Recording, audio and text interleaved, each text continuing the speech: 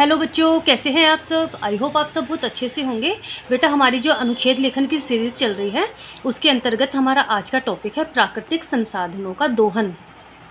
अब जैसा कि आपको टॉपिक से ही पता चल गया होगा कि इस पूरे अनुच्छेद में हमने क्या लिखने का प्रयास किया है। बेटा देखो, प्रकृति ने हमें इतना कुछ दिया है, बिना किसी पैसे के, बिना किसी धन खर्च किए हम उससे सिर्फ लेते रहते हैं। लेकिन इतना भी क्या लेना कि वो समाप्ति की कगार पर आ जाए और हम भी उसके साथ समाप्ति के कगार पर खड़े हो जाएं। आज यही सब बातें मैं आपको आज बताना चाहूँगी, समझाना चाहूँगी। यही मेरा टॉपिक है और आप थोड़ा सा अलर्ट होकर ध्यान से सुनेंगे तो आपको अच्छा लगेगा, सुनने में भी और समझने में भी। और मैं चाहती हूँ मेरी इन बातों का आपके ऊपर असर हो और आप फ्यूचर के लिए, चाहे से वो जल हो, जो भी कुछ हो, हमने जो भी कुछ प्रकृति से लिया है उसका हम संरक्षण करें, उसका दुरुपयोग ना करें। अब पूरे टॉपिक में हमने क्या लिखा है, पहले मैं संकेत बिंदु के द्वारा बताऊंगी। प्रकृति मनुष्य का संबंध, फिर प्राकृतिक संसाधनों का दुरुपयोग, फिर उसका दुष्परिणाम क्या है, फिर उपसंहार।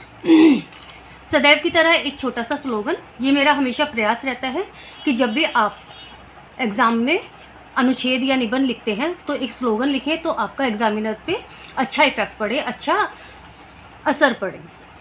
ना ये धरा होगी, ना ये आसमान होगा, पर्यावरण के बिना कोई इंसान ना होगा। प्रकृति मानव जीवन का आधार है। मानव अपनी प्रत्येक आवश्यकता पूर्ति के लिए प्रकृति पर निर्भर है। जल, वायु, खाद्यान्न अर्थात जो भी हम अन्न ग्रहण करते हैं, आटा, गेहूँ, चावल, चीनी, दाल, जो भी कुछ हम प्रकृति से लेते हैं वो खाद्यान्न, खाने का सामान, ऊर्जा स्रोत, ये सभी प्राकृतिक संसाधन प्रकृति मनुष्य को उदारता से प्रदान करती है। इसके विपरीत मनुष्य ने विज्ञान और तकनीकी द्वारा बढ़ती जनसंख्या की बढ़ती ज़रूरतों को पूरा करने के लिए स्वार्थवश इन प्राकृतिक संसाधनों का दोहन कर डाला। प्रकृति ने हमें दिया, हमसे कुछ लिया नहीं, लेकिन हमने उसका दुरुपयोग करके उसको समाप्ति के कगार पर लाके खड़ा कर दिया। प्राकृतिक संसाधनों के अत्यधिक उपयोग ने आज स्वयं के लिए, अर्थात आज स्वयं उसके अस्तित्व के लिए एक बड़ा संकट उत्पन्न कर दिया है। प्रकृति का मत करो शोषण, इससे होता है हमारा पोषण। कोयले, प्राकृतिक गैस, तेल, खनिज जैसे सीमित साधन समाप्ति की कगार पर हैं। साथ ही औद्योगिक कचरे के कारण जल और वायु प्रदूषित हो रहे हैं। प्राकृतिक संसाधनों का विकास के नाम पर केवल अपव्यय किया जा रहा है, संरक्षण नहीं। मनुष्य की इस प्रवृत्ति ने सूखा, बाढ़, सुनामी, मरुस्थल विस्तारण, बेमौसम बरसातें, गर्मी और सर्दी में अधिक सर्दी, बढ़ता हुआ प्रदूषण जनित रोग, प्राकृतिक असंतुलन जैसी समस्याओं को जन्म दिया है। देखो बेटा, आज के समय में आप देखो हर जगह फ्लैट बनते जा रहे हैं। उसके लिए क्या हो रहा है, पेड़ों को काटा जा रहा है। तो इसका हमारे पेड़ों से हमें क्या मिलता है, सिर्फ ऑक्सीजन नहीं मिलती। समय पर हमें बारिश जो मिलती है वो भी इन वृक्ष के कारण ही होता है।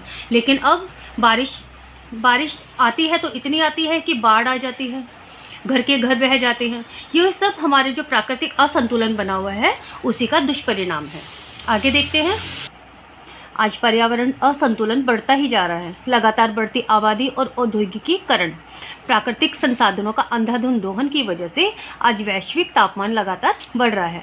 पृथ्वी के तापमान में बढ़ोतरी हो रही है। पिछले कुछ दशकों में तापमान में 3 से 4 डिग्री सेंटीग्रेड बढ़ चुका है।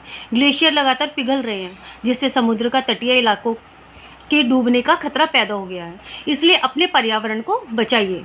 मानव यदि अभी भी सचेत नहीं हुआ तो सृष्टि और स्वयं के विनाश का एकमात्र कारण वह स्वयं होगा।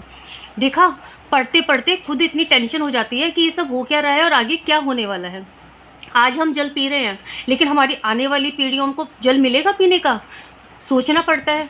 कई बार 2 दिन तक अगर हमारी जल में एमसीडी का पानी नहीं आता नल में तो हम सोच में पड़ जाते हैं। अभी तो हम चलो ख़रीद के ले आते हैं कि आज 50 रुपये की गैलन या 100 रुपये की गैलन हमने ख़रीदी और अपनी फैमिली को पिला दिया। लेकिन आने वाली पीढ़ियों को पानी कहाँ से पिलाएंगे, कहाँ से लाएंगे? वो लोग पानी को जानेंगे? नहीं जानेंगे। हमारे जब बुज़ुर्ग होते थे हमसे 2-3 पीढ़ियों पहले, वो दूध को पानी की तरह यूज़ करते थे। लेकिन आज दूध की महंगाई देखो, कितनी महंगाई है कि हम बच्चों को जो गरीब परिवार है बच्चों को दूध पिलाने में भी असमर्थ है। तो इन सब बातों को जब हम सोचते हैं तो हम टेंशन में आ जाते हैं, चिंता में आ जाते हैं कि हमारी इस प्रकृति के कारण जो हमारा जो नुकसान होगा या फिर हमारे कारण जो प्रकृति का नुकसान होगा उसका जिम्मेदार कौन होगा। पर्यावरण का रखे ध्यान, तभी बनेगा देश महान। ये मेरा छोटा सा प्रयास था। आप लोग मेरी बात को सुनना, समझना और गौर करना और अपने आसपास वालों को भी समझाने का प्रयास करना। आज के लिए इतना ही। नेक्स्ट वीडियो में हम फिर से मिलते हैं। Bye bye.